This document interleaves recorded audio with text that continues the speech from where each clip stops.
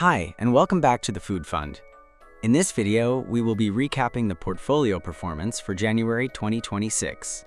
We actually had a good month for the portfolio, so be sure to watch through the end of the video to find out what happened. Let's jump right in. Cue the logo.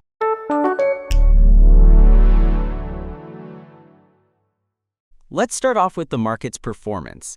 For the month of January, the S&P 500 gained about 1.4%. The market hit a new all-time high. When we look at the companies that make up the S&P 500, we can see that tech had mixed results. Microsoft and Apple fell, while Nvidia, Amazon, Alphabet, and Meta gained. Over in our corner of the market, non-alcoholic beverage, confectionery, alcoholic beverage, farm products, and restaurant companies all gained, while consumer packaged food companies fell. January had some notable earnings reports. Starbucks, a stock I used to own, logged a mixed earnings report. Earnings per share came in at 56 cents, missing estimates of 59 cents. Revenue came in at $9.92 billion, beating estimates of $9.67 billion. CEO Brian Niccol had this to say when speaking on Bloomberg. Yeah, it was a great quarter for us. The thing that was really exciting is to see the growth was driven by transactions.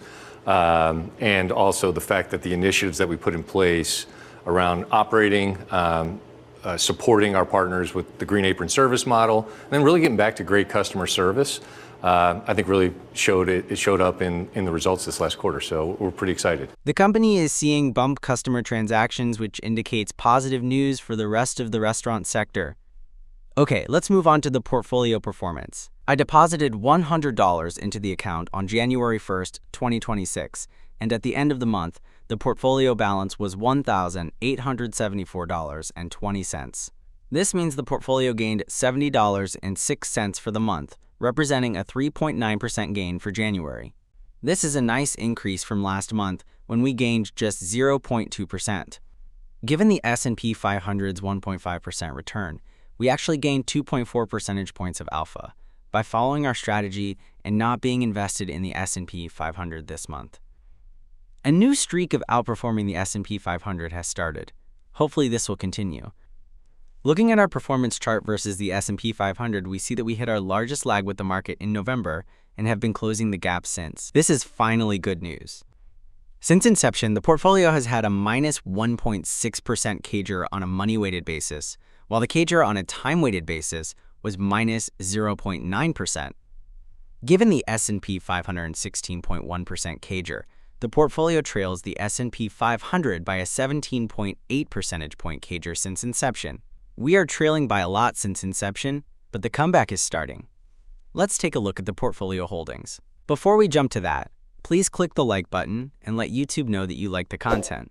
Subscribe and click the notification bell to make sure you catch the latest videos.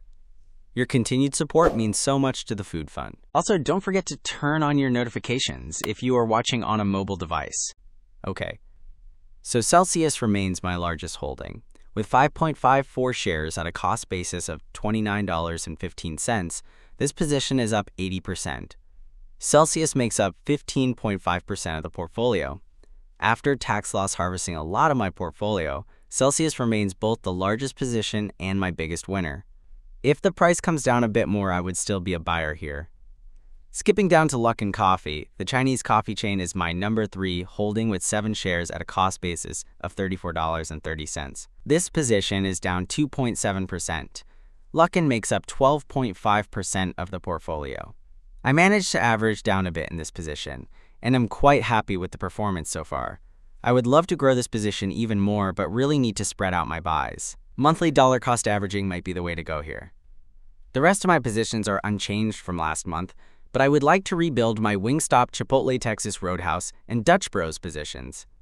Last, let's look at the cash position. I have a ton of cash on hand, $879.33, or 46.9% of the portfolio. While I am eager to put this money to work, I am really trying to find great deals. Perfection is the enemy of good, so I am being dedicated to putting money to work every month.